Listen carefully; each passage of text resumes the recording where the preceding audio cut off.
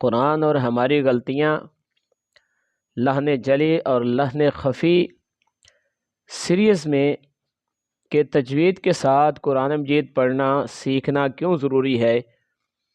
Video number 10 ہے۔ تجوید کے مطابق حضرت علی سے سوال ہوا، تو حضرت علی سے جب ترتیل کے متعلق سوال کیا گیا کہ حضرت علی رضی اللہ تعالی عنہ ترتیل کیا ہے، تو آپ رضی اللہ تعالی عنہ نے ارشاد فرمایا ترتیل حروف کو عمدگی سے مخارج یعنی حروف کہاں سے ادا ہوتے ہیں اور صفات یعنی کہ ان کی آواز کیا ہوتی ہے اس کے مطابق کے ساتھ ادا کرنا اور وقف کی جگہوں کو پہچاننے کا نام ترتیل ہے۔